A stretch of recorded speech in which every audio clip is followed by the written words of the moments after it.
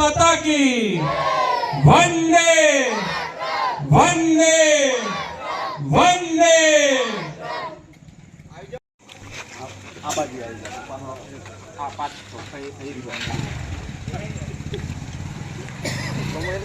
છોટાઉદેપુર જિલ્લાના પાવાગઢ તાલુકાના ગઢવીખાપુરા ગામે આજરોજ ગુજરાત સરકારે જ્યારે કદવાલને તાલુકા તરીકે જાહેર કર્યો છે ત્યારે અહીંયા ઘણા બધા અહીંયા ગાડી વિખાપુરા ગામના મિત્રો અહીંયા ગાડી ઊભા છે. એમને આપણે પૂછીશું કે તેઓની શું લાગણી છે. શું નામ તમારું? મિનેશ પરમાર. મિનેશભાઈ, અત્યારે ગુજરાત સરકારે કદવાલને તાલુકો જાહેર કર્યો છે ત્યારે આપનું શું કહેવું છે? અમે સરકારશ્રીનો ખૂબ ખૂબ આભાર માનીએ છીએ, કારણ કે આજે 17 જેટલા નવા તાલુકા જે જાહેર કર્યા છે એમાં છોટાઉદેપુર જિલ્લામાંથી એકમાત્ર પાવીજેતપુર તાલુકાનું વિભાજન કરી અને કદવાલને નવો તાલુકો જાહેર કરવામાં આવ્યો છે. અમારો જે વિસ્તાર છે એકદમ અંતરિયાળ વિસ્તાર છે. અહીંયાથી 30 થી 40 કિલોમીટર દૂર જઈ અમારે તાલુકા મથક હતું જે જેતપુર પાવી, ત્યાં જવું પડતું હતું. હવે નજીક આવી ગયું, માત્ર 5 થી 7 કિલોમીટરમાં. એટલે અમારું જે કામ છે એ ઝડપી થવાનું. એટલે અમે આજે ખૂબ જ આનંદમાં છીએ અને સરકારશ્રીનો, માનનીય મુખ્યમંત્રીશ્રીનો ખૂબ ખૂબ આભાર માનીએ છીએ કે અમારા કદવાલ ગામને જે તાલુકાનો દરજ્જો આપ્યો છે. આપ સૌનો, મંત્રીમંડળનો, માનનીય મુખ્યમંત્રી સાહેબશ્રીનો ખૂબ ખૂબ દિલના અંતઃકરણથી આભાર માનીએ છીએ.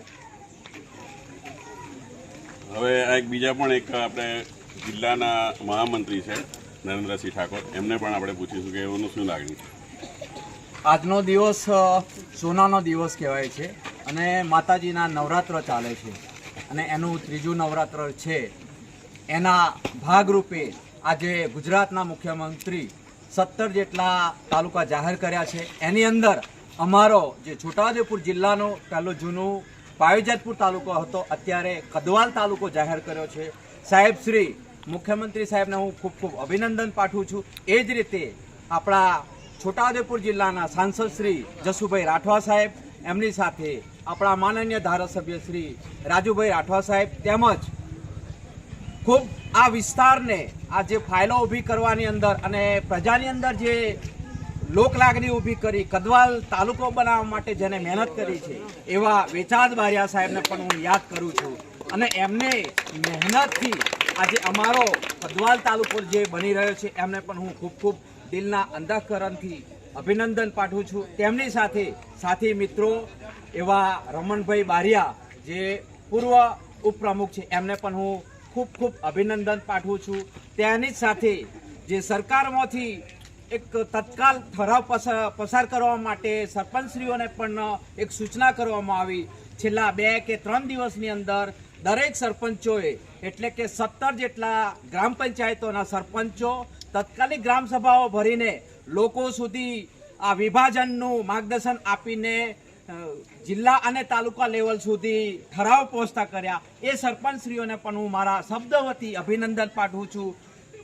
ભારતીય જનતા પાર્ટીના સમગ્ર સંગઠન અને હોદ્દેદારોને પણ હું કદવાલ જે વિસ્તારને તાલુકો જાહેર કર્યો છે એમને ખૂબ ખૂબ અભિનંદન પાઠવું છું.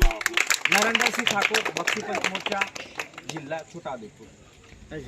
નરેન્દ્રસિંહભાઈએ જણાવ્યું તે પ્રમાણે એમને ખૂબ જ પોતાની પાર્ટીની પણ ખૂબ લાગણી સહ એમને અભિનંદન એમને પાઠવ્યા છે અને સમગ્ર વિસ્તારની અંદર આજે કદવાલ તાલુકો જે બન્યો છે એની ખૂબ જ લાગણી આજે છવાઈ રહી છે, જે આપ દ્રશ્યની અંદર જોઈ શકો છો. બોલો ભારત માતા કી ભારત માતા કી જય, ભારત માતા કી જય, વંદે માતરમ, વંદે માતરમ.